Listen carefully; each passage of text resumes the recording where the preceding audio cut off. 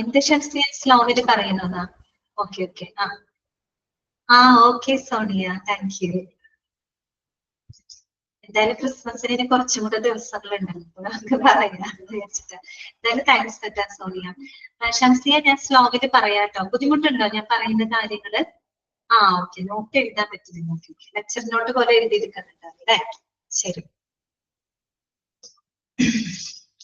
അപ്പൊ നമുക്ക് ഇനി അടുത്ത ഭാഗങ്ങളിലേക്ക് പോവാം കേട്ടോ. സ്പീഡ് കൂടുതൽ ഫീൽ ചെയ്യുന്നുണ്ടല്ലേ? ശരി. അപ്പൊ നമ്മള് ഇത്രയും വരെ പറഞ്ഞത് നിങ്ങൾക്ക് ക്ലിയർ ആയെന്ന് വിചാരിക്കുന്നു കേട്ടോ. CGHS എന്താന്നൊക്കെ നമ്മൾ പഠിച്ചു, അതുപോലെ TPA എന്താന്ന് നമ്മൾ കണ്ടു. ഇനി നമുക്ക് അവസാനം ഈ ഒരു ചാപ്റ്ററിന്റെ അവസാന ഭാഗങ്ങളിലേക്ക് നമ്മൾ കടക്കുകയാണ്. നമുക്ക് അധികം ഇല്ല, കുറച്ചേ ഉള്ളൂ കേട്ടോ. നോക്കാം. അടുത്തത് നമ്മള് തേർഡ് പാർട്ടി അഡ്മിനിസ്ട്രേറ്റേഴ്സ് ആരൊക്കെയാണുള്ളത് നമുക്ക് മനസ്സിലായി. ഓക്കെ, ഇനി അതിന് കുറച്ച് എക്സാമ്പിൾസ് പഠിച്ചു വെച്ചോളൂ. കുറച്ച് എക്സാമ്പിൾസ് അവിടെ കൊടുത്തിട്ടുണ്ട്, നമുക്ക് ജസ്റ്റ് ഒന്ന് വായിക്കാം കേട്ടോ. Third party administrators operating in India. ഇന്ത്യയിൽ ഓപ്പറേറ്റ് ചെയ്യുന്ന കുറച്ച് തേർഡ് പാർട്ടി അഡ്മിനിസ്ട്രേറ്റേഴ്സ് ആണ് താഴെ എക്സാമ്പിൾ ആയിട്ട് അവിടെ കൊടുത്തേക്കുന്നത് കേട്ടോ. അപ്പൊ നോക്കാം, ജസ്റ്റ് ഒന്ന് വായിക്കാം നമുക്ക്. United health care Parekh TPA private limited, media assist India TPA private limited, MB India health care TPA services private limited, Paramount health services and insurance TPA private limited, Meditech TPA services limited, heritage health TPA private limited, focus health care services TPA private limited, Medicare TPA services private limited. Okay, അപ്പോ ഇത്രയാണ് കേട്ടോ. അപ്പൊ just ഒന്ന് മനസ്സിലാക്കി വെച്ചാൽ മതി. നമ്മൾ നേരത്തെ കുറച്ച് ഇൻഷുറൻസ് കമ്പനികൾക്കൊക്കെ എക്സാമ്പിൾ, പ്രൈവറ്റ് ഹെൽത്ത് ഇൻഷുറൻസ് പ്ലാൻസിന് എക്സാമ്പിൾ പഠിച്ചിട്ടുണ്ട്. അതുപോലെ നമ്മൾ ചാപ്റ്ററിന്റെ തുടക്കം ഗവൺമെന്റ് ഇന്ത്യയിൽ പ്രവർത്തിക്കുന്ന ചില ഇൻഷുറൻസ് വർക്സിന് എക്സാമ്പിൾ പഠിച്ചിട്ടുണ്ട്. എന്നതുപോലെ തേർഡ് പാർട്ടി അഡ്മിനിസ്ട്രേറ്റേഴ്സിന് കുറച്ച് എക്സാമ്പിൾ ആണ് തന്നത്. ജസ്റ്റ് അതൊന്ന് വായിച്ചു നോക്കി മനസ്സിലാക്കി വെക്കുന്നത്. എല്ലാത്തിനും TPA എന്ന് എഴുതിയിട്ടുണ്ട്. അപ്പൊ തന്നെ നമുക്ക് പെട്ടെന്ന് ക്ലിക്ക് ആവും. തേർഡ് പാർട്ടി അഡ്മിനിസ്ട്രേറ്റർ ആണ്. ഇനി നമുക്ക് അടുത്തത് നമുക്ക് പഠിക്കാനുള്ളത് processing in claim consist of the following stages. ഇനി എങ്ങനെയാണ് ഒരു ക്ലെയിം നമ്മൾ പ്രോസസ് ചെയ്യുന്നത് കേട്ടോ? എങ്ങനെയാണ് നമ്മളൊരു ക്ലെയിം ഇൻഷുറൻസ് കമ്പനിയിലൂടെ പ്രോസസ് ചെയ്യുന്നത്? ക്ലെയിം എന്താണെന്നുള്ളത് നമ്മൾ ഓൾറെഡി പഠിച്ചതാണ് അല്ലെ? നമ്മൾ ആ മെഡിക്കൽ ഇൻഷുറൻസ് ചാപ്റ്റർ തുടങ്ങിയപ്പോൾ തന്നെ ടേംസ് പറഞ്ഞപ്പോ നമ്മൾ ക്ലെയിം എന്താന്ന് പറഞ്ഞിട്ടുണ്ട് അല്ലെ? കുറെ ടേംസ് നമ്മൾ പരിചയപ്പെട്ടു. ക്ലെയിം എന്ന് പറഞ്ഞാൽ എന്താണ്? It is the requisition for the payment അല്ലെ?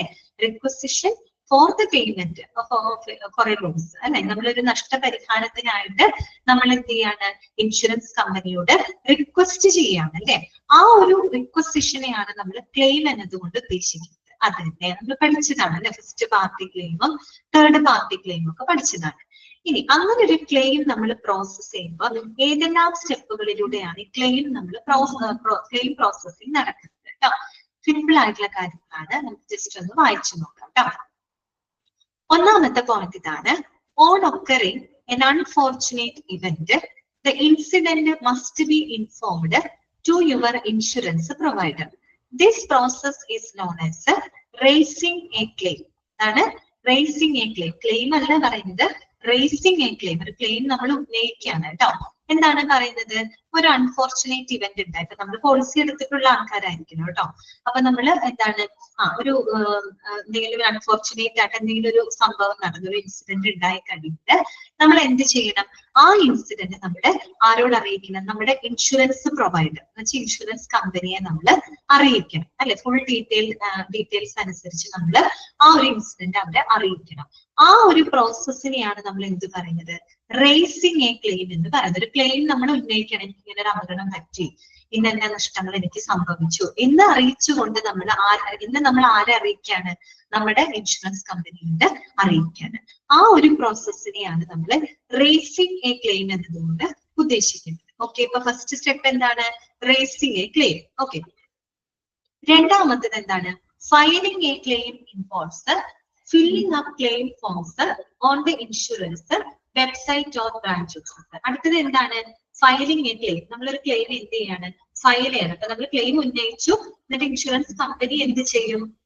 നമ്മളൊരു ഇൻഷുറൻസ് കമ്പനി അല്ല, നമ്മൾ തന്നെ ക്ലെയിം ഫയൽ ചെയ്യണം അല്ലെ? ക്ലെയിം ഫയൽ ചെയ്യാന്ന് പറയുമ്പോൾ എന്താണ് ഉദ്ദേശിക്കുന്നത്? Filing a claim involves filling of claim forms. Claim ഫോംസുകളൊക്കെ നമ്മൾ കറക്റ്റ് ആയിട്ട് ഫില്ല് ചെയ്യണം. അത് ഇൻഷുറർ എന്ന് പറഞ്ഞാൽ ആരാണ്? ഇൻഷുറൻസ് കമ്പനിയാണ് കേട്ടോ. ഇൻഷുറൻസ് പ്രൊവൈഡർ ആണ്. അദ്ദേഹത്തിന് അവരുടെ വെബ്സൈറ്റിലോ അല്ലെങ്കിൽ നേരിട്ട് അവരുടെ ബ്രാഞ്ച് ഓഫീസിലോ ചെന്നിട്ട് നമ്മൾ എന്ത് ചെയ്യണം? ആ ക്ലെയിം ഫോംസുകൾ കൃത്യമായിട്ട് നമ്മൾ ഫില്ല് ചെയ്യണം. ഓക്കെ, അതാണ് രണ്ടാമത്തെ step, filing a claim. Okay, filing a claim എന്ന് പറഞ്ഞാൽ വേറൊന്നുമല്ല, ആ ക്ലെയിം ഫോമുകൾ നമ്മൾ കൃത്യമായിട്ട് ഒന്നില്ലെങ്കിൽ ഇൻഷുറൻസ് കമ്പനിയുടെ വെബ്സൈറ്റിലോ അല്ലെങ്കിൽ നമ്മുടെ നേരിട്ട് അവരുടെ ബ്രാഞ്ച് ഓഫീസിലോ പോയിട്ട് നമ്മൾ ഫില്ല് ചെയ്യണം. ഓക്കെ, മൂന്നാമത്തെ പോയിന്റ് ഇതാണ്, documents that support the authenticity of the claim must also be submitted. നമ്മൾ വെറുതെ ഒരു ക്ലെയിം ഉന്നയിച്ചാൽ മാത്രം മതിയോ?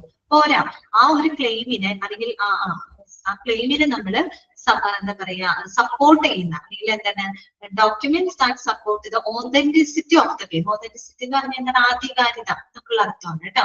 ആ ഒരു ക്ലെയിമിന്റെ ആധികാരികത ഉറപ്പാക്കാനായിട്ട് നമ്മൾ എന്ത് ചെയ്യണം?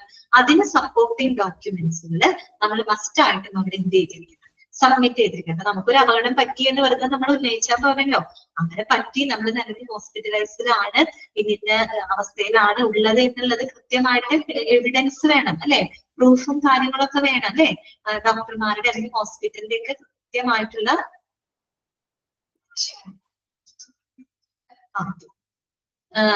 ആ ഒരു അതാണ് പറഞ്ഞത്, ആ ഒരു ക്ലെയിമിന്റെ ആധികാരികതയെ സപ്പോർട്ട് ചെയ്യുന്ന എല്ലാ ഡോക്യുമെന്റ്സും കൃത്യമായിട്ട് എന്ത് ചെയ്തിരിക്കണം? അവിടെ സബ്മിറ്റ് ചെയ്തിരിക്കണം. ഓക്കെ, അടുത്തത് എന്താണ്?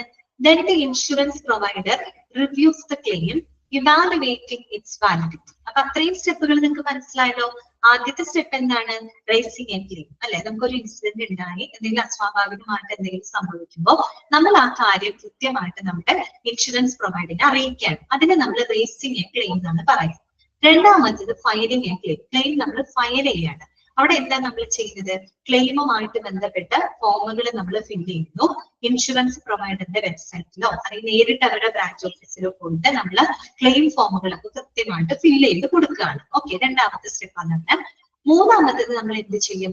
നമ്മുടെ ആ ഒരു ക്ലെയിമിന്റെ ആധികാരികതയെ സപ്പോർട്ട് ചെയ്യുന്ന ഡോക്യുമെന്റ്സുകൾ കൂടെ നമ്മൾ അതിനോടൊപ്പം എന്ത് ചെയ്യണം?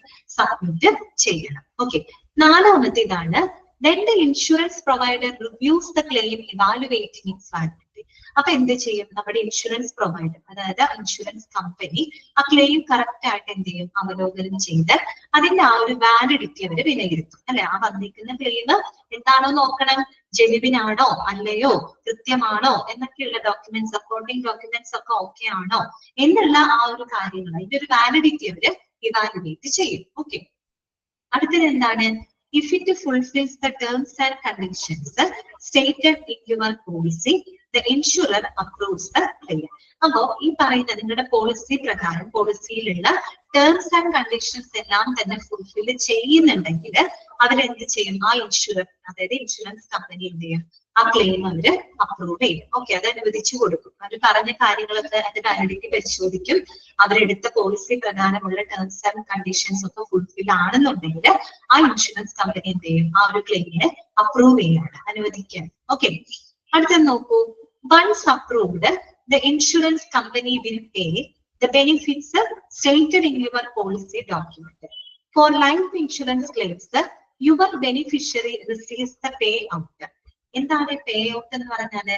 A payout means a sum of money given to a policy holder when a claim is accepted. എന്താണ് അവിടെ പറയുന്നത്? Once approved, the insurance company will pay the benefits stated in your policy document. അപ്പൊ ഒരു തവണ അത് approve ആയി കഴിഞ്ഞു കഴിഞ്ഞാൽ ഇൻഷുറൻസ് കമ്പനി എന്ത് ചെയ്യും? ആ പോളിസി ഡോക്യുമെന്റ് പ്രകാരമുള്ള എല്ലാ അനുമതികളും എല്ലാ ബെനിഫിറ്റ്സുകളും നമുക്ക് എന്ത് ചെയ്യും? പേ ചെയ്യും. ഇൻഷുറൻസ് കമ്പനി പേ ചെയ്യും. ഇനി ഫോർ ലൈഫ് ഇൻഷുറൻസ് ക്ലെയിംസ് ഒക്കെ ലൈഫ് ഇൻഷുറൻസ്, ലൈഫിന് ഇൻഷുർ ചെയ്തിട്ട് പല പല ക്ലെയിമുകൾ ഉണ്ടല്ലോ. ചിലത് ആക്സിഡന്റ് ക്ലെയിം ആയിരിക്കാം, ചിലപ്പോൾ ലൈഫ് ഇൻഷുറൻസ് ആയിരിക്കാം, മറ്റു പല ക്ലെയിമുകൾ, ഹെൽത്ത് ഇൻഷുറൻസ് ക്ലെയിംസ് ആയിരിക്കാം, എന്ത് വേണമെങ്കിലും ആവാം. അപ്പൊ സാധാരണ ലൈഫ് ഇൻഷുറൻസ് ക്ലെയിംസ് ഒക്കെ ആണെങ്കിൽ your beneficiary receives the pay out. ബെനിഫിഷ്യറിക്ക് അപ്പൊ തന്നെ എന്ത് ലഭിക്കും? ഗുണഭോക്താവിനൊരു പേ ഔട്ട് എന്ന് വെച്ചാൽ എമൗണ്ട്, ഫുൾ എമൗണ്ട് തന്നെ അവർക്ക് കമ്പനി പ്രൊവൈഡ് ചെയ്യും. മനസ്സിലായല്ലോ പറഞ്ഞത്? പ്രൊവൈഡ് ചെയ്യും. അപ്പൊ എന്താണ് പേ ഔട്ട് എന്നതുകൊണ്ട് ഉദ്ദേശിക്കുന്നത്? പേ ഔട്ട് എന്ന് പറഞ്ഞാൽ വേറൊന്നുമല്ല, A payout means a sum of money given to a policy holder when a claim is accepted. ആ ക്ലെയിം ആക്സെപ്റ്റ് ചെയ്ത് കഴിഞ്ഞാൽ പോളിസി ഹോൾഡറിന് നമ്മൾ കൊടുക്കുന്ന ആ ഒരു സം ഓഫ് മണി, ആ ഒരു തുകയാണ് നമ്മൾ എന്ത് പറയുന്നത്, പേ ഔട്ട് എന്നതുകൊണ്ട് ഉദ്ദേശിക്കുന്നത്. ലൈഫ് ഇൻഷുറൻസ് ക്ലെയിംസ് ഒക്കെ ആണെങ്കിൽ ആ ഫുൾ എമൗണ്ട് അപ്പൊ തന്നെ എന്ത് ചെയ്യാണ്, പോളിസി ഹോൾഡർക്ക് പേ ചെയ്യാണ്. എങ്ങനെയാണെങ്കിൽ ഈ പറയുന്ന ക്ലെയിം കാര്യങ്ങളൊക്കെ ഇവാലുവേറ്റ് ചെയ്ത് അതെല്ലാം ഫുൾഫിൽ ചെയ്യുന്നുണ്ടെങ്കിൽ അത് അവർ അപ്രൂവ് ചെയ്യും. അപ്രൂവ് ചെയ്ത് കഴിഞ്ഞാൽ പിന്നെ അടുത്ത സ്റ്റെപ്പ് എന്താണ്, പേയ്മെന്റ് പോളിസി ഹോൾഡർക്ക് കൊടുക്കാന്ന്. ഓക്കെ, അത് പേ ഔട്ട് ആയിട്ട് അവർക്ക് കൊടുക്കുന്നു. ക്ലിയർ? അടുത്തത് എന്താണ്, the insurer might be ready to provide an upfront lump sum amount, or it might stagger the payout as regular payments depending on the terms of your policy. അതൊരു സാഹചര്യം അവർ പറയാണ്.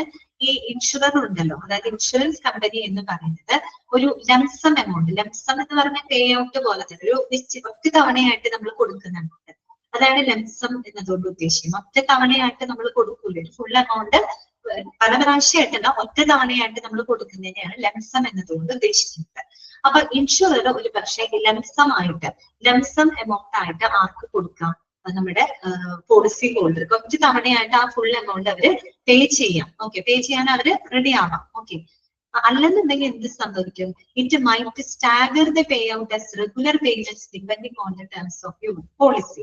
അല്ലെങ്കിൽ എന്ത് സംഭവിക്കും എന്ന് വെച്ച് കഴിഞ്ഞാല് ആ എമൗണ്ട് എന്ന് പറയുന്നത് സ്റ്റാഗർ ആയിപ്പോ, സ്റ്റാഗർ എന്ന് വെച്ചാൽ എന്താ, സ്തംഭിക്കാന്നൊക്കെയുള്ള അർത്ഥമാണ്.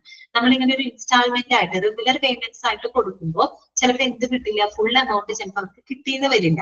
അതായത് ഫുൾ എമൗണ്ട് കൊടുക്കാൻ എപ്പോഴും നല്ലത്, അപ്പൊ മിക്കവാറും ഇൻഷുറൻസ് കമ്പനി ഫുൾ എമൗണ്ട് കൊടുക്കാൻ അവർ തയ്യാറായിരിക്കും.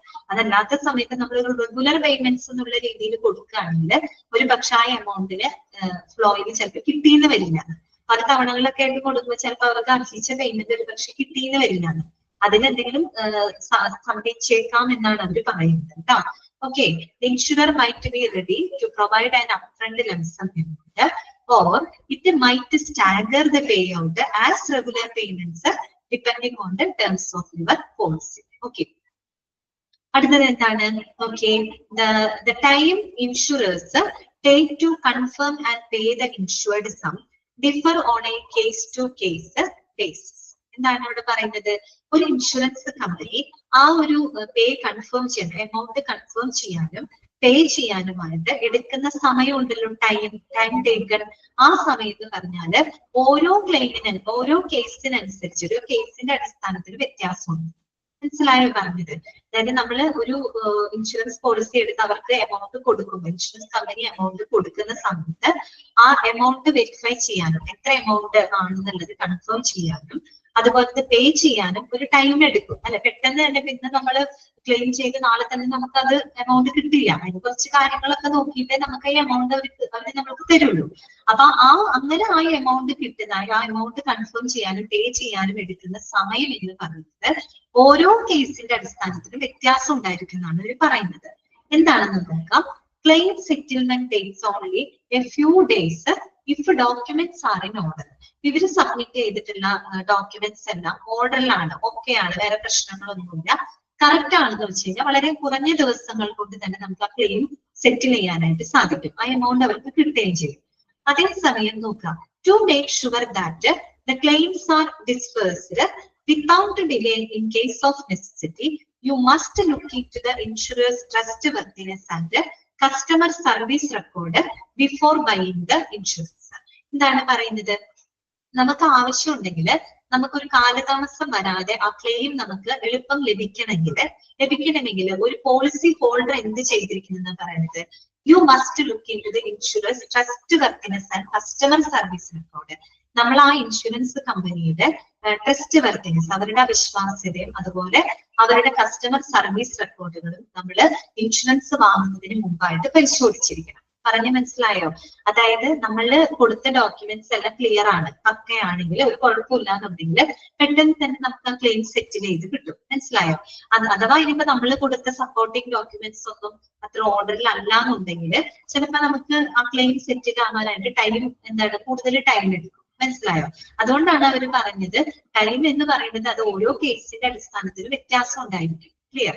പിന്നെ എന്താ പറയണെന്ന് വെച്ചാല് നമുക്ക് വലിയ കാലതാമസം ഇല്ലാതെ നമുക്ക് ആ ഒരു ക്ലെയിം സെറ്റിൽ ആവണം അല്ലെ. സെറ്റിൽ ആവണമെന്നുണ്ടെങ്കിൽ നമ്മൾ എപ്പോഴും ഇൻഷുറൻസ് എടുക്കുന്നതിന് മുമ്പായിട്ട് തന്നെ ആ ഒരു ഇൻഷുറൻസ് കമ്പനിയുടെ വിശ്വാസ്യതയും അവരുടെ സർവീസ് റെക്കോർഡുകളൊക്കെ നമ്മൾ പരിശോധിക്കണം. എന്ന് പറഞ്ഞാൽ നമ്മൾ എപ്പോഴും ഒരു ഇൻഷുറൻസ് എടുക്കുമ്പോൾ നല്ല ഒരു ഹെൽത്ത് പ്രൊവൈഡറിൽ നിന്ന് വേണം നമ്മൾ ഇൻഷുറൻസ് എടുക്കാനായിട്ട്. മനസ്സിലായോ? അല്ലാണ്ട് ഓടി പോയൊരു ഇൻഷുറൻസ് എടുക്കല്ല. നമ്മളൊരു ഇൻഷുറൻസ് എടുക്കുമ്പോൾ ആസ് എ പോളിസി ഹോൾഡർ എന്ന നിലയിൽ നമുക്കും ചില റെസ്പോൺസിബിലിറ്റി ഉണ്ട്. നമ്മളെപ്പോഴും എന്താണ്, നമ്മളൊരു ഇൻഷുറൻസ് എടുക്കുന്നത് ഒരു ആവശ്യ സമയത്ത് നമുക്ക് ഉപകരിക്കാനാണ് അല്ലെ. അപ്പൊ തീർച്ചയായിട്ടും നല്ല കമ്പനി നോക്കിയിട്ട് വേണം നമ്മൾ എപ്പോഴും സെലക്ട് ചെയ്യാനായിട്ട്. അതാണ് അവിടെ പറയുന്നത്. ഇൻഷുറൻസ് എടുക്കുന്നതിന് മുമ്പായിട്ട് ആ ഒരു കാലതാമസം വരാണ്ടിരിക്കാൻ നമ്മൾ ആ ഇൻഷുറൻസ് കമ്പനിയുടെ വിശ്വാസ്യതയും പിന്നെ അവരുടെ എത്ര നാളത്തെ അവരുടെ സർവീസ് റെക്കോർഡുകളൊക്കെ ഒന്ന് പരിശോധിക്കുന്നത് നല്ലതായിരിക്കും. അപ്പൊ നമുക്കറിയാൻ പറ്റും. അപ്പൊ അതിനനുസരിച്ച് നല്ല ഇൻഷുറൻസ് കമ്പനി സെലക്ട് ചെയ്തിട്ട് നമ്മൾ ഇൻഷുറൻസ് എടുക്കും. അത് ആസ് എ പോളിസി ഹോൾഡർ എന്നുള്ള രീതിയിൽ നമ്മുടെ റെസ്പോൺസിബിലിറ്റിയാണ്. ഓക്കെ, ക്ലിയർ ആണല്ലോ പറഞ്ഞത്. ഇനി നോക്കട്ടാ. Nevertheless, if it is necessary that you must reveal all details about your health and lifestyle habits to your insurer when you buy insurance. ഇതിനൊരു ഗ്രാമറിൽ ചെറിയൊരു ഇത് വരുന്നുണ്ട്. നെവർത്തലെസ് വേണമെന്നില്ല കേട്ടോ, ഇഫ് എന്നായാലും മതി. രണ്ടും ഒരേ അർത്ഥമാണ്. നെവർത്തലെസ് എന്ന് പറഞ്ഞാലും എങ്കിലും എന്നുള്ള അർത്ഥമാണ്. ഇഫ് എന്ന് പറഞ്ഞാൽ എങ്കിലും പറഞ്ഞാൽ ഉപയോഗിച്ചാൽ മതി കേട്ടോ. If it is necessary that you must reveal all details about your health and lifestyle habits to your insurance when you buy insurance. അതായത് നമ്മൾ തീർച്ചയായിട്ടും ഒരു ഇൻഷുറൻസ് വാങ്ങുന്നതിന് മുൻപായിട്ട് നമ്മൾ എന്ത് ചെയ്തിരിക്കും? നമ്മൾ നമ്മുടെ ഹെൽത്ത് ഡീറ്റെയിൽസും അതുപോലെ നമ്മുടെ ലൈഫ് സ്റ്റൈൽ ശീലങ്ങൾ അല്ലെ, ലൈഫ് സ്റ്റൈൽ ഹാബിറ്റ്സുകൾ എല്ലാം തന്നെ നമ്മൾ എന്ത് ചെയ്തിരിക്കും? ആ ഒരു കമ്പനിയോട് നമ്മൾ റിവീൽ ചെയ്തിരിക്കും അല്ലെ. നമ്മൾ എല്ലാ വിവരങ്ങളും അവരുമായിട്ട് ഷെയർ ചെയ്തിരിക്കും. എങ്കിലും എന്താണ്, the insurer can reject the claims on your policy if you conceal or mistake any fact. ഇപ്പൊ നമ്മൾ എന്തെങ്കിലും കാര്യങ്ങൾ മറച്ചു വെച്ചുകൊണ്ട്, കൺസീൽ ചെയ്യാന്ന് വെച്ചാൽ ഹൈഡ് ചെയ്യാന്നുള്ള അർത്ഥം അല്ലെ. നമ്മളിപ്പോ എന്തെങ്കിലും കാര്യങ്ങൾ മറച്ചു വെച്ചുകൊണ്ട് അല്ലെങ്കിൽ എന്തെങ്കിലും നമ്മൾ തെറ്റെന്ന് പറഞ്ഞ തെറ്റായ രീതിയിൽ നമ്മൾ എന്തെങ്കിലും വിവരങ്ങൾ അവർക്ക് കൊടുക്കുന്നുണ്ടെങ്കിൽ അത്തരം ക്ലെയിമുകൾ റിജക്ട് ചെയ്യാനുള്ള ഒരു അവകാശം ആർക്കുണ്ട്? അത് ഇൻഷുറൻസ് കമ്പനിക്കുണ്ട്. പറഞ്ഞ മനസ്സിലായല്ലോ? നമ്മളിപ്പോ ഇൻഷുറൻസ് എടുക്കുന്നേക്കാളും മുമ്പ് നമ്മുടെ ഹെൽത്ത് ഡീറ്റെയിൽസും നമ്മുടെ ലൈഫ് സ്റ്റൈൽ ഹാബിറ്റ് ഒക്കെ അവരോട് നമ്മൾ പറയും. തീർച്ചയായിട്ടും നമ്മൾ അവരോട് പറഞ്ഞിട്ട് ആ ഇൻഷുറൻസ് എടുക്കുകയുള്ളൂ. പക്ഷെ അങ്ങനെ പറയുമെങ്കിൽ കൂടിയും നമ്മളിപ്പോ എന്തെങ്കിലും കാര്യങ്ങൾ മറച്ചു വെച്ചിട്ടുണ്ട് അല്ലെങ്കിൽ നമ്മൾ പറയുന്ന കാര്യങ്ങൾ എന്തെങ്കിലും നമ്മൾ ഫേക്ക് ആയിട്ട് നമ്മൾ അവർക്ക് ഇൻഫർമേഷൻ കൊടുക്കുന്നുണ്ട്, അങ്ങനെയൊക്കെ ഉണ്ടെന്ന് വെച്ച് കഴിഞ്ഞാൽ ആ ഒരു ഇൻഷുറൻസ് കമ്പനിക്ക് ആ ഒരു ക്ലെയിം റിജക്ട് ചെയ്യാനുള്ള അധികാരം ഉണ്ടെന്നാണ് പറയുന്നത്. ഓക്കെ, ക്ലിയർ ആണോ പറഞ്ഞത്? ഇത്രയേ ഉള്ളൂ. ഇത്രയും കാര്യങ്ങളാണ് പ്രോസസ്സിംഗ് ക്ലെയിം കേട്ടോ. ഇനി നമുക്കൊരു പിക്ചോറിയൽ ആയിട്ട് ഒരെണ്ണം നമുക്ക് നോക്കാം. പെട്ടെന്ന് മനസ്സിലാവും കേട്ടോ. നമ്മളൊരു ക്ലെയിം പ്രോസസ് ചെയ്യുന്ന സ്റ്റേജുകളാണ് നമ്മൾ ഇതിലൂടെ കണ്ടത് കേട്ടോ. അപ്പൊ വേറെ ഒന്നുമില്ല, ആദ്യം തന്നെ നമ്മൾ എന്താണ് റേസിംഗ് എ ക്ലെയിം. നമ്മളൊരു ക്ലെയിം റേസ് ചെയ്യാൻ ഒരു പ്രത്യേക എന്തെങ്കിലും സംഭവം ഇൻസിഡന്റ് ഉണ്ടാകുമ്പോൾ നമ്മൾ നമ്മുടെ ഇൻഷുറൻസ് കമ്പനിയോട് ഫുൾ ഡീറ്റെയിൽസ് അടക്കം നമ്മൾ അവരോട് ചെന്ന് പറയും. അതാണ് റേസിംഗ് എ ക്ലെയിം. രണ്ടാമത്തത് ഫയലിംഗ് എ ക്ലെയിം. ക്ലെയിം നമ്മൾ ഫയൽ ചെയ്യാണ്. ഫയൽ ചെയ്യുമ്പോൾ നമ്മൾ ക്ലെയിമുമായിട്ട് ബന്ധപ്പെട്ട ഫോമുകൾ ഫില്ല് ചെയ്യുന്നു. അതുപോലെ കമ്പനിയുടെ വെബ്സൈറ്റ് അല്ലെങ്കിൽ നമ്മുടെ ബ്രാഞ്ച് ഓഫീസിൽ പോയിട്ട് നേരിട്ട് നമ്മൾ ഫയലുകളൊക്കെ ഫില്ല് ചെയ്ത് ആ ഒരു ക്ലെയിം നമ്മൾ ഫയൽ ചെയ്യാണ്. ഓക്കെ, മൂന്നാമത്തേല് നമ്മൾ എന്താ പറഞ്ഞത്? ഈ ഒരു ക്ലെയിമിന്റെ ഓതന്റിസിറ്റി പ്രൂവ് ചെയ്യുന്ന രീതിയിലുള്ള സപ്പോർട്ടിംഗ് ഡോക്യുമെന്റ്സുകളും നമ്മൾ അതിനോടൊപ്പം തന്നെ സബ്മിറ്റ് ചെയ്തിരിക്കണം. അടുത്തതിൽ എന്ത് ചെയ്യും? ഇൻഷുറൻസ് കമ്പനിയുടെ റോളാണ് ഇനി അടുത്തത് വരുന്നത്. അവരെന്ത് ചെയ്യും? ഈ പറയുന്ന ക്ലെയിമുകളെല്ലാം കൃത്യമായിട്ട് ഇവാലുവേറ്റ് ചെയ്യും അല്ലെ. ഇവാലുവേറ്റ് ചെയ്തിട്ട് അതിന്റെ വാലിഡിറ്റി അവർ പരിശോധിക്കും. എന്നിട്ട് നമ്മൾ എടുത്ത പോളിസി പ്രകാരം നമ്മൾ കൊടുത്ത ഡോക്യുമെന്റ്സ് ഒക്കെ പരിശോധിച്ചിട്ട് എല്ലാ ടേംസ് ആൻഡ് കണ്ടീഷൻസ് അവർ ഫുൾഫിൽ ചെയ്യുന്നുണ്ടെങ്കിൽ ആ ക്ലെയിം എന്ത് ചെയ്യും? അപ്രൂവ് ചെയ്യും. ഓക്കെ, അപ്രൂവ് ചെയ്ത് കഴിഞ്ഞാൽ പിന്നെ കമ്പനിക്ക് എന്ത് ചെയ്യാം? പേയ്മെന്റ് കൊടുക്കാം അല്ലെ. പേയ്മെന്റ് അവർക്ക് കൊടുക്കാം. അതെങ്ങനെ അവർ കൊടുക്കുന്നത്? ഒരു പേ ഔട്ട് ആയിട്ട് അല്ല, ഒരു എമൗണ്ട് ആയിട്ട് അവര് പേ ചെയ്യും. ഓക്കെ, പിന്നെ അതുമായിട്ട് ബന്ധപ്പെട്ട കുറച്ച് കാര്യങ്ങളാണ് പിന്നീട് പറഞ്ഞത്. സാധാരണ നമ്മളൊരു എന്താ ഇൻഷുറർ എന്ന് പറയുന്ന ഒരു ലംസം എമൗണ്ട് ആണ്, ഒറ്റ തവണയായിട്ട് ഒരു തുക അവർക്ക് കൊടുക്കാൻ അവർ തയ്യാറാവും. അങ്ങനെയാണ് അവർ തുക കൊടുക്കുക. അങ്ങനെ കൊടുത്തില്ല എന്നുണ്ടെങ്കിൽ പിന്നെ നമ്മൾ റെഗുലർ പേയ്മെന്റ്സ് ആയിട്ടൊക്കെ കൊടുക്കുമ്പോൾ ചിലപ്പോൾ ഫുൾ എമൗണ്ട് ചിലപ്പോൾ കിട്ടിയെന്ന് വരും. അപ്പൊ അതുകൊണ്ട് അവരെപ്പോഴും ഒരു ലംസം എമൗണ്ട് ആയിട്ടാണ് പൊതുവെ ഇൻഷുറൻസ് കമ്പനിക്കാർ എന്ത് കൊടുക്കുക? പേയ്മെന്റ് പോളിസി കൊടുത്തിട്ട് പൈസ കൊടുക്കുക. പിന്നെ മാത്രമല്ല ആ ഒരു ടൈം എത്ര നാൾ കൊണ്ട് നമുക്ക് ഈ ക്ലെയിം എന്താ പറയാ ഈ ഒരു എമൗണ്ട് കിട്ടും എന്നുള്ളത് ഓരോ കേസിനനുസരിച്ച് വ്യത്യാസമുണ്ട്. നമ്മൾ കൊടുത്ത ഡോക്യുമെന്റ്സ് എല്ലാം തന്നെ കറക്റ്റ് ആണെങ്കിൽ വളരെ ചുരുങ്ങിയ ദിവസം കൊണ്ട് തന്നെ നമുക്ക് ആ ക്ലെയിം സെറ്റിൽ ചെയ്യാനായിട്ട് സാധിക്കും. ഇനി അപ്പൊ നമ്മൾ ചെയ്യേണ്ട കാര്യം എന്താണ്? നമ്മളെപ്പോഴും ഇൻഷുറൻസ് എടുക്കുന്നതിന് വാങ്ങുന്നതിന് മുമ്പായിട്ട് ആ ഒരു കമ്പനിയുടെ വിശ്വാസ്യതയും അവരുടെ മുൻ സർവീസ് റെക്കോർഡുകളൊക്കെ കൃത്യമായിട്ട് പരിശോധിച്ച് ഉറപ്പ് വരുത്തിയിട്ട് വേണം നമ്മൾ എപ്പോഴും ഒരു ഇൻഷുറൻസ് വാങ്ങാനായിട്ട് കേട്ടോ. അത് നമ്മുടെ ഭാഗത്ത് നിന്ന് ചെയ്യേണ്ട ഒരു റെസ്പോൺസിബിലിറ്റി ആണ്. പിന്നെ വേറൊരു കാര്യം കൂടെ ഒരു പ്രത്യേകം പറയുന്നുണ്ട്, നമ്മൾ നമ്മുടെ എല്ലാ ഹെൽത്ത് ഡീറ്റെയിൽസോ കാര്യങ്ങളോ അവരോട് വെളിപ്പെടുത്തുമെങ്കിലും നമ്മൾ പറയുന്നത് നമ്മൾ എന്തെങ്കിലും കാര്യങ്ങൾ ഒളിച്ചു വെച്ച് പറയുകയാണ്, അല്ലെങ്കിൽ നമ്മൾ പറയുന്ന കാര്യങ്ങൾ എന്തെങ്കിലും തെറ്റായിട്ട് നമ്മൾ അവര് കൺവേ ചെയ്തിട്ടുണ്ടെങ്കിൽ അങ്ങനെ വരുന്ന സാഹചര്യത്തിൽ ഇൻഷുറൻസ് കമ്പനിക്ക് അത് ആ ക്ലെയിമിനെ റിജക്ട് ചെയ്യാനുള്ള അധികാരം ഉണ്ടെന്നാണ് അവർ പറയുന്നത്. അവർക്ക് ബോധ്യപ്പെടണം കേട്ടോ. ഒരിക്കലും ഒരു ഫേക്ക് ആണെന്ന് അവർക്ക് തോന്നുകയാണെങ്കിൽ അവർക്ക് ആ ക്ലെയിം എന്ത് ചെയ്യാൻ പറ്റും? റിജക്ട് ചെയ്യാൻ പറ്റും. ഓക്കെ, അതൊക്കെ ഒന്ന് ശ്രദ്ധിച്ചു വെക്കാം.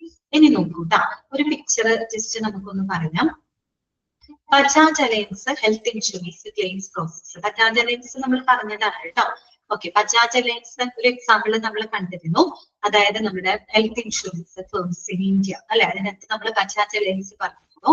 അപ്പൊ നോക്കുക, ബജാജ് അലയൻസിന്റെ ഹെൽത്ത് ഇൻഷുറൻസ് ക്ലെയിംസ് പ്രോസസ് ഒരു പിക്ചോറിയൽ ആയിട്ട് ഇവിടെ കൊടുത്തിട്ടുണ്ട് കേട്ടോ. അപ്പൊ നമുക്കത് ജസ്റ്റ് ഒന്ന് വായിച്ചു വിടാവുന്ന കാര്യങ്ങളേ ഉള്ളൂ. നമുക്കൊന്ന് വായിക്കാം എങ്ങനെയാണ് ആ ക്ലെയിം പ്രോസസ് നടക്കുന്നത് എന്നുള്ളതൊരു പിക്ചോറിയൽ ആയിട്ട് അവർ തന്നിരിക്കുന്നത് കേട്ടോ. നോക്കിക്കേ, customer approaches network hospital for the cashless treatment. Customer എന്ന് പറയുമ്പോൾ ആരായിരിക്കും? പോളിസി ഹോൾഡർ ആയിരിക്കും അല്ലെ. ഓക്കെ, പോളിസി ഹോൾഡർ എന്ത് ചെയ്യാണ്? നമ്മുടെ ഹോസ്പിറ്റൽ നെറ്റ്വർക്കുമായിട്ട് അപ്രോച്ച് ചെയ്യാണ്. എന്തിനു വേണ്ടിയിട്ടാണ്? ക്യാഷ്ലെസ് ട്രീറ്റ്മെന്റിന് വേണ്ടിയിട്ട് അവര് അപ്രോച്ച് ചെയ്യാണ്. ഓക്കെ, ഇനി ഹോസ്പിറ്റൽ അപ്പൊ എന്ത് ചെയ്യും? ഹോസ്പിറ്റലിലെ ചിത്രമാണ് കാണിച്ചിരിക്കുന്നത്. അപ്പൊ ഹോസ്പിറ്റൽ എന്ത് ചെയ്യും?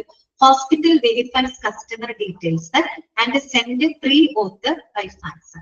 ഹോസ്പിറ്റൽ എന്ത് ചെയ്യും? കസ്റ്റമറിന്റെ ഡീറ്റെയിൽസ് ഒക്കെ കൃത്യമായിട്ട് വെരിഫൈ ചെയ്യുന്നു. എന്നിട്ടോ sends pre auth by fax. Pre auth എന്ന് വെച്ചാൽ പ്രീ ഓതറൈസേഷൻ എന്നതിന്റെ ചുരുക്കരൂപമാണ് കേട്ടോ. പ്രീ ഓതറൈസേഷൻ എന്നതിന്റെ ചുരുക്കരം. പ്രീ ഓതറൈസേഷനോ പ്രീ സർട്ടിഫിക്കേഷനോ അങ്ങനെ വേണമെങ്കിൽ എന്തും പറയാം കേട്ടോ. അപ്പൊ കസ്റ്റമറിന്റെ ഡീറ്റെയിൽസ് ഒക്കെ കൃത്യമായിട്ട് വെരിഫൈ ചെയ്തിട്ട് അവരെന്ത് ചെയ്യും? ഫാക്സ് വഴിയായിട്ട് ആ ഒരു പ്രീ സർട്ടിഫിക്കേഷൻ അവര് അയച്ചു കൊടുക്കും. ഓക്കെ, ഇനി അത് ആർക്കാ അയച്ചു കൊടുക്കുക? ഹോസ്പിറ്റൽ ആർക്കാ അയച്ചു കൊടുക്കുക? ക്യാഷ്ലെസ് ക്ലെയിമിന് വേണ്ടിയിട്ടല്ലേ. അപ്പൊ ആരായിരിക്കും കൂടുതൽ അവിടെ പങ്കുവഹിക്കുന്നുണ്ടാവുക? ഇൻഷുറൻസ് കമ്പനിയും ഹോസ്പിറ്റലുകാരും തമ്മിലായിരിക്കും കൂടുതൽ ഇടപാടുണ്ടാവുക അല്ലെ. കാര്യം ഒരു ക്യാഷ്ലെസ് ട്രീറ്റ്മെന്റ് ആകുമ്പോൾ അവിടെ പോളിസി ഹോൾഡർ ഇൻഷുറൻസ് എടുത്തിട്ടുണ്ടെന്ന് മാത്രമേ ഉള്ളൂ, അദ്ദേഹത്തിന്റെ പോക്കറ്റിന് പൈസ എടുക്കേണ്ടി വരുന്നില്ല അല്ലെ. അപ്പൊ പിന്നെയുള്ള ഡീലിങ്സ് ആരൊക്കെ തമ്മിലായിരിക്കും? ഹോസ്പിറ്റലുകാരും ഇൻഷുറൻസ് കമ്പനിയും തമ്മിലായിരിക്കും ആ ഒരു എന്താ പറയുക കാര്യങ്ങൾ നടക്കുന്നുണ്ടാവുക. അപ്പൊ ഹോസ്പിറ്റൽ എന്ത് ചെയ്യുന്ന വെച്ചാൽ കസ്റ്റമർ ഡീറ്റെയിൽസ് ഒക്കെ വെരിഫൈ ചെയ്തിട്ട് ആ ഒരു pre certification pre authorisation certificate fax വഴിയായിട്ട് ആർക്ക് അയച്ചു കൊടുക്കും? ഇൻഷുറൻസ് കമ്പനിക്ക് അയച്ചു കൊടുക്കും. നമ്മുടെ ഇൻഷുറൻസ് കമ്പനി ഏതാണ്? നമ്മൾ പറഞ്ഞ ബജാജ് അലയൻസ് വെച്ചിട്ടാണ് നമ്മൾ പറയുന്നത്. ചുമ്മാ ഒരു എക്സാമ്പിൾ കൊടുത്തേക്കാണ്. നമ്മുടെ ഇൻഷുറൻസ് കമ്പനി ബജാജ് അലയൻസ്. അങ്ങനെ ബജാജ് അലയൻസ് എന്ത് ചെയ്യുന്നു? verifies the pre-auth details with the policy benefits and sends a response to the hospital. അങ്ങനെ ബജാജ് അലയൻസ് എന്ന് പറയുന്ന ഒരു ഇൻഷുറൻസ് കമ്പനി അവരിലേക്കാണ് വെറുതെ ഒരു എക്സാമ്പിൾ പറഞ്ഞാണ് കേട്ടോ. അപ്പൊ നിങ്ങൾക്ക് ഏത് പേര് വെച്ചും പറയാം. ബജാജ് അലയൻസ് കമ്പനി എന്ത് ചെയ്യാണ്? ഈ ഒരു പ്രീ-ഓത്ത് ഡീറ്റെയിൽസ് കൃത്യമായിട്ട് അവർ വെരിഫൈ ചെയ്യും. ഓക്കെ, വെരിഫൈ ചെയ്തിട്ട് അവര് ഈ ബെനിഫിറ്റ്സുകളെല്ലാം തന്നെ അല്ലെ details with policy benefits and send response ഹോസ്പിറ്റലിലേക്ക് റെസ്പോൺസ് അയക്കാണ്. ഈ റെസ്പോൺസ് എന്ന് പറഞ്ഞാല് 3 രീതിയിലുള്ള റെസ്പോൺസ് ആവാം. ഒന്നില്ലെങ്കിൽ അപ്രൂവ്ഡ്, ഒന്നില്ലെങ്കിൽ അപ്രൂവ് ആക്കിക്കൊണ്ട് റെസ്പോണ്ട് ചെയ്യാം. അതല്ലെങ്കിൽ ഡിനൈൽ, അതായത് അത് ഡിനൈ ചെയ്യാം, അതിൽ നിഷേധിച്ചുകൊണ്ട് ഒരു റെസ്പോണ്ട് ചെയ്യാം. അല്ലെങ്കിൽ ക്വറി എന്ന് വെച്ചാൽ എന്താണ്? അന്വേഷണം, അതായത് ഒന്നുകൂടെ ഒരു റീചെക്ക് വേണം അല്ലെങ്കിൽ ഒരു റീ അന്വേഷണം വേണം എന്നുള്ള രീതിയിൽ ക്വറിയായിട്ട് റെസ്പോണ്ട് ചെയ്യും. ജസ്റ്റ് ഇവിടെ എന്തേ പറയുന്നുള്ളൂ? കമ്പനി അതിന്റെ ഹോസ്പിറ്റലിനോട് റെസ്പോണ്ട് ചെയ്യുന്നു എന്നേ പറഞ്ഞുള്ളൂ. റെസ്പോണ്ട് 3 തരത്തിലൊന്നില്ല. അപ്രൂവ് ആയിട്ടുള്ള റെസ്പോണ്ട് ആവാം, അല്ലെങ്കിൽ ചിലപ്പോൾ ഡിനൈ ചെയ്തുകൊണ്ട് നിഷേധിച്ചുകൊണ്ട് റിജക്ട് ചെയ്തുകൊണ്ടുള്ള ഒരു റെസ്പോൺസ് ആവാം. അതും അല്ലെങ്കിൽ എന്തായാലും ഒരു ക്വറി, അതായത് ഒന്നുകൂടെ ഒരു എൻക്വയറിക്കുള്ള ഒരു എന്താ പറയാ റെസ്പോൺസ് ആയിട്ട് അവര് കൊടുത്തിട്ടുണ്ടാവാം. ഓക്കെ, ഇത് വരെ ക്ലിയർ ആണല്ലോ. ഇനി നോക്കിയേ, പെട്ടെന്ന് വായിക്കാം കേട്ടോ. അപ്രൂവ്ഡ് ആണെങ്കിൽ അടുത്ത സ്റ്റെപ്സ് എന്തായിരിക്കും? Approval letter send by the Bajaj Allianz. Approved ആണ്, ഓക്കെ ആണ്, ഡോക്യുമെന്റ്സ് ഒക്കെ ഓക്കെ ആണെങ്കിൽ approval letter send by the Bajaj Allianz. Bajaj Allianz എന്ത് ചെയ്യും? അപ്രൂവൽ ലെറ്റർ അവർക്ക് അയച്ചു കൊടുക്കും. ഓക്കെ, എന്നിട്ടോ hospital admits the patient without any deposit and provides a cashless treatment. സ്വാഭാവികമായിട്ടും ഹോസ്പിറ്റലിലേക്ക് അത് എത്തിക്കഴിഞ്ഞാൽ ഹോസ്പിറ്റൽ എന്ത് ചെയ്യാണ്? പേഷ്യന്റിനെ അഡ്മിറ്റ് ചെയ്ത് അവർക്ക് ആവശ്യമായിട്ടുള്ള ട്രീറ്റ്മെന്റ് പരിചരണങ്ങൾ കൊടുക്കാണ്. അതും without any deposit and provides cashless treatment. Cashless treatment provide ചെയ്തുകൊണ്ട് അവരെ അഡ്മിറ്റ് ചെയ്ത് അവർക്ക് വേണ്ട ട്രീറ്റ്മെന്റ് ആരംഭിക്കുകയാണ്. ഓക്കെ, ഇനി നോക്കൂ, pay non medical expenses and co payment before discharge from the hospital. അപ്പൊ രോഗിയെ സംബന്ധിച്ച് രോഗി എന്ത് ചെയ്താൽ മതി? ഹോസ്പിറ്റൽ എക്സ്പെൻസ് ഒന്നും അവർ കൊടുക്കണ്ട, പക്ഷെ അല്ലാതെ വരുന്ന നോൺ മെഡിക്കൽ എക്സ്പെൻസസ് ഒക്കെ വരുമല്ലോ. അപ്പൊ നമ്മൾ ട്രാൻസ്പോർട്ടേഷൻ, ഹോസ്പിറ്റലിലേക്ക് വന്ന ട്രാൻസ്പോർട്ടേഷൻ, അല്ലെങ്കിൽ അവർ കഴിക്കുന്ന ഭക്ഷണം, അങ്ങനെയുള്ളതിനുള്ള പേയ്മെന്റ് മാത്രം ഹോസ്പിറ്റലിൽ ഡിസ്ചാർജ് ചെയ്യുന്നതിന് മുമ്പായിട്ട് അവര് അടച്ചാൽ മതി. അത് കാന്റീൻ പോലുള്ള അതിനൊക്കെ അവര് നോൺ മെഡിക്കൽ എക്സ്പെൻസസ് കേട്ടോ. നമ്മൾ പറഞ്ഞിരുന്നു ഹോസ്പിറ്റൽ ക്യാഷ് കവർ എന്നൊക്കെ പറഞ്ഞ് പഠിച്ചത് ഓർമ്മയില്ലേ? യെസ്. അപ്പൊ അത്തരം നോൺ മെഡിക്കൽ എക്സ്പെൻസസിന്റെ പേയ്മെന്റ് മാത്രം അവര് ചെയ്താൽ മതി. ഹോസ്പിറ്റലൈസേഷൻ എക്സ്പെൻസ് ക്യാഷ്ലെസ് ട്രീറ്റ്മെന്റ് അവർക്ക് ലഭിക്കും. ഇത് അപ്രൂവ്ഡിന്റെ കേസ് ആണ് കേട്ടോ, അപ്രൂവ്ഡിന്റെ കേസ്. രണ്ടാമതൊരു റെസ്പോൺസ് നമ്മൾ കണ്ടു, എന്താണ്? ഡിനൈൽ എന്ന് പറഞ്ഞിട്ട് നിഷേധിക്കുകയാണെങ്കിൽ നെക്സ്റ്റ് സ്റ്റെപ്പ് എന്തായിരിക്കും? What is the next step? Denial letter send by the Bajaj Allianz. Bajaj Allianz denial letter ആയിരിക്കും അയക്കുന്നുണ്ടായിരിക്കും, നിരസിച്ചുകൊണ്ടുള്ള ലെറ്റർ ആയിരിക്കും. അപ്പൊ എന്ത് ചെയ്യുന്നറിയോ? Hospital admits the patient as a cash patient and patient has to pay the bill. അവിടെ എന്ന് പറയുമ്പോൾ ക്യാഷ്ലെസ് ട്രീറ്റ്മെന്റ് കൊടുക്കില്ല. ഹോസ്പിറ്റലിൽ എന്ത് ചെയ്യും? പേയ്മെന്റ് തരണം എന്നുള്ള വ്യവസ്ഥയിൽ പേഷ്യന്റിനെ അവിടെ അഡ്മിറ്റ് ചെയ്തിട്ട് അവർക്ക് വേണ്ട ട്രീറ്റ്മെന്റ് സ്റ്റാർട്ട് ചെയ്യും. ഓക്കെ, അപ്പോ പിന്നെ പേഷ്യന്റിന് ചെയ്യാവുന്നത് എന്താണ്? Claim four reimbursement. റീഇംബേഴ്സ് ചെയ്യാനുള്ള ക്ലെയിം കൊടുക്കാതെ മാത്രമേ പേഷ്യന്റിന് പിന്നെ സാധിക്കുള്ളൂ, അല്ലെ? കാരണം റീഇംബേഴ്സ് ചെയ്യാന്ന് വെച്ചാൽ എന്താണ്? നമ്മൾ ആ ഹോസ്പിറ്റലിൽ ചിലത് ചെയ്യുന്ന സമയത്ത് ഫുള്ള് നമ്മുടെ കയ്യിൽ നമ്മൾ പൈസ എടുത്തു കൊടുക്കും. അതിനുശേഷം അതിന്റെ ഡോക്യുമെന്റ്സും ബില്ലൊക്കെ നമ്മൾ സൂക്ഷിച്ചു വെച്ചിട്ട് പിന്നീട് അത് എന്താണ്? റീഇംബേഴ്സ്മെന്റിന് വേണ്ടിയിട്ട് നമ്മൾ വീണ്ടും ക്ലെയിം ചെയ്യാം. ആ ബില്ലും എല്ലാം നമ്മൾ സൂക്ഷിച്ചിട്ട് വീണ്ടും നമ്മൾ പിന്നെ പോയിക്ക് ഹോസ്പിറ്റൽ കേസ് വന്നു എന്ന് പറഞ്ഞ് വിത്ത് ഡോക്യുമെന്റ്സ് എടുത്ത് അവരോട് വീണ്ടും നമ്മൾ സബ്മിറ്റ് ചെയ്യാം. ഓക്കെ, വീണ്ടും നമ്മൾ ക്ലെയിം ചെയ്യാം. അതാണ് ക്ലെയിം ഫോർ റീഇംബേഴ്സ്മെന്റ് എന്ന് പറയുന്നത്. അതായത് റീഇംബേഴ്സ്മെന്റ് പോളിസി ഉണ്ട് എന്ന് പറയുമ്പോൾ നമ്മൾ ഹോസ്പിറ്റലിൽ അഡ്മിറ്റ് ആകുമ്പോൾ ഫുൾ ചെലവ് നമ്മൾ എടുക്കണം. പക്ഷെ അത് കഴിഞ്ഞിട്ട് നമുക്ക് ആ കാര്യങ്ങളൊക്കെ പിന്നീട് ആ പൈസ നമുക്ക് തിരിച്ചു കിട്ടും. ക്ലെയിം ചെയ്തിട്ട് റീഇംബേഴ്സ്മെന്റ് ആയിട്ട് നമുക്ക് കിട്ടും. ഓക്കെ, അങ്ങനെയുള്ള പോളിസികളുണ്ട് കേട്ടോ. ഡിനൈലിന്റെ കേസ് അതാണ്. ഇനി മൂന്നാമത്തെ ക്വറി എന്ന് പറഞ്ഞ് നമ്മൾ പഠിച്ചിരുന്നു അല്ലെ? അതിലെന്താണ്? Query letter send by the Bajaj Allianz. Query എന്ന് പറഞ്ഞ അന്വേഷണം എന്നാണ് കേട്ടോ. അന്വേഷണം, എൻക്വയറി എന്നൊക്കെ നമ്മൾ പറയില്ല, അതുപോലെ തന്നെ ഒരു വാക്കാണ് ക്വറി, അന്വേഷണം. Query letter send by the Bajaj Allianz. Bajaj Allianz എന്ത് ചെയ്യും? ഒരു വീണ്ടും ഒരു അന്വേഷണം വേണം, ഒരു കൺഫർമേഷന് വേണ്ടിയിട്ടായിരിക്കാം വേണ്ടി.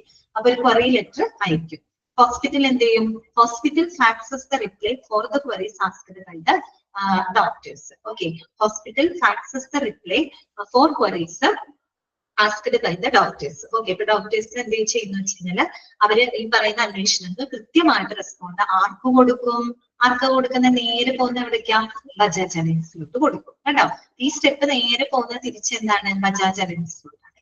ക്ലിയർ ആയി പറഞ്ഞത്? ഇത്രയേ ഉള്ളൂ, കഴിഞ്ഞു കേട്ടോ. 3 മണിയായി. ഇനി ചെറിയൊരു പോർഷനേ ഉള്ളൂ, അത് നമുക്ക് അടുത്ത ക്ലാസ്സിൽ എടുക്കാം കേട്ടോ. ഓക്കെ, അപ്പൊ ഞാനൊന്ന് അൺമ്യൂട്ട് ചെയ്യാണ്. ഇത് ക്ലിയർ ആയില്ലേ? പിക്ചർ ക്ലിയർ ആയില്ലേ നിങ്ങൾക്ക്? ഓക്കെ, അപ്പൊ ഞാനൊന്ന് അൺമ്യൂട്ട് ചെയ്യാണ് കേട്ടോ. നിങ്ങളുടെ ഡൗട്ട്സ് ഇന്നത്തെ ക്ലാസ്സിൽ ഉണ്ടെങ്കിൽ നിങ്ങൾക്ക് ചോദിക്കാം. ഇത് കഴിഞ്ഞിട്ട് ഞാൻ നെക്സ്റ്റ് എടുക്കാൻ പോകുന്ന ചാപ്റ്റർ അടുത്ത ക്ലാസ്സിൽ ഞാൻ പറയും കേട്ടോ. നിങ്ങളുടെ കയ്യിൽ എന്തായാലും പ്രിന്റ് ഉണ്ടല്ലോ, അൺമ്യൂട്ട് ചെയ്തിട്ടുണ്ട് കേട്ടോ. എന്തെങ്കിലും ഡൗട്ട്സ് ഇന്നത്തെ ക്ലാസ്സിൽ ഉണ്ടെങ്കിൽ ചോദിക്കാം. നമ്മൾ ഇന്നത്തെ ക്ലാസ്സിൽ പഠിച്ച കാര്യങ്ങളൊക്കെ ഒന്ന് വായിച്ചു നോക്കുക കേട്ടോ. അപ്പൊ നിങ്ങൾക്ക് ക്ലിയർ ആയിക്കോളും. നമ്മൾ ഇന്ന് പഠിച്ചതൊക്കെ CGHS പഠിച്ചു, എന്നാണ് അത് എസ്റ്റാബ്ലിഷ് ചെയ്തത്, അതിന്റെ ബെനിഫിഷ്യറീസ് ആരൊക്കെയാണ്, അതിന് കിട്ടുന്ന ബെനിഫിറ്റുകൾ എന്തൊക്കെയാണ് അത് പഠിച്ചു. പിന്നെ നമ്മൾ RSD ലൈനെ കുറിച്ച് പഠിച്ചു. പിന്നെ ഏതായിരുന്നു? TPA അല്ലെ, തേർഡ് പാർട്ടി അഡ്മിനിസ്ട്രേറ്റേഴ്സ് ആരൊക്കെയാണ്, അവരുടെ ഫംഗ്ഷൻ എന്താണ്, അങ്ങനെയൊക്കെയുള്ള അവരുടെ റോൾ എന്താണ്, അങ്ങനെയുള്ള കാര്യങ്ങൾ പഠിച്ചു. ഒരു ക്ലെയിം എങ്ങനെയാണ് നമ്മൾ പ്രോസസ് ചെയ്യുന്നത് വിത്ത് പിക്ചോറിയൽ അടക്കമുള്ളത് കണ്ടിരുന്നു. ഓക്കെ, ഇത്രയേ ഉള്ളൂ ഇന്നത്തെ ക്ലാസ്സിൽ. വായിച്ചിട്ട് മനസ്സിലാവും. അപ്പൊ നിങ്ങൾക്ക് വേറെ ഡൗട്ട് ഒന്നും ഇല്ലെങ്കിൽ നമുക്ക് ഇന്നത്തെ ക്ലാസ് വൈകിട്ട്. ഇനി ക്ലാസ് ഇല്ല കേട്ടോ, ഇനി ക്ലാസ് ഇല്ല. ഓക്കെ ആണല്ലോ? പൊക്കോട്ടെ എന്നാ. ശരി കേട്ടോ, താങ്ക് യു.